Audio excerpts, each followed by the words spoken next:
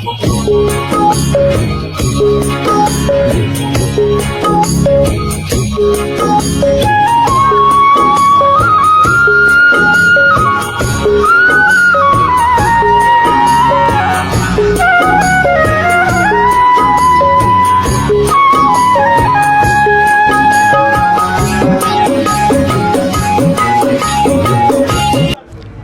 দর্শক, আসসালামু আলাইকুম।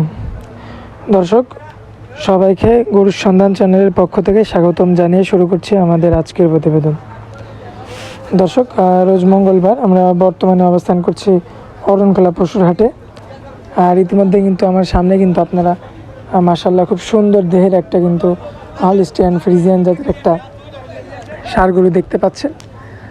কিছুক্ষণ আগে কিন্তু এটা বিক্রয় হয়েছে এবং তার পাশাপাশি আরেকটা ষাঁড় গরু রয়েছে, ওইটা ক্রস ব্রিডের একটা গরু। এটা প্রথমটা আসলে একটা হলস্টাইন ফ্রিজিয়ান জাতের গরু, এটা কুষ্টিয়ার একজন ব্যাপারী নিয়েছেন। তো এরপরে যেটা দেখাবো আপনাদের উদ্দেশ্যে, ওইটাও কিন্তু কুষ্টিয়ারে একজন ব্যাপারী নিয়েছে।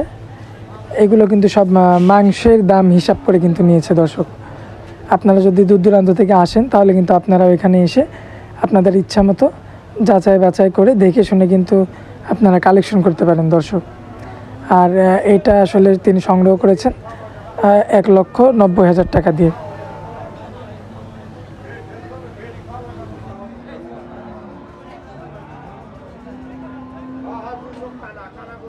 দর্শক, এই মুহূর্তে আপনারা যেটা দেখতে পাচ্ছেন, এটা কিন্তু একটা ক্রস ব্রিডের একটা ষাঁড় গরু। এটাও কিন্তু আমাদের এই সেই কুষ্টিয়ার ওই কাকাই নিয়েছেন। দর্শক, দেখতে পাচ্ছেন আপনারা ইতিমধ্যে ওইটা এবং এটা এক ব্যাপারেই কিন্তু নিয়েছেন। এটা আসলে ক্রস ব্রিডের একটা ষাঁড় গরু। এটাও মাংসের দরটা হিসাব করে কিন্তু নেওয়া হয়েছে। দর্শক, এটার প্রাইসটা পড়ছে 1,80,000 টাকা। আপনারা যদি এখানে আসেন, আপনারা ইচ্ছা মতো কিন্তু আপনারা পারচেস করে দর্শক এখানে এসে দেখে শুনে যাচাই বাছাই করে কিন্তু আপনারা নিয়ে যেতে পারবেন। দর্শক, আর অরণখোলা হাটটি বসে রোজ মঙ্গলবার।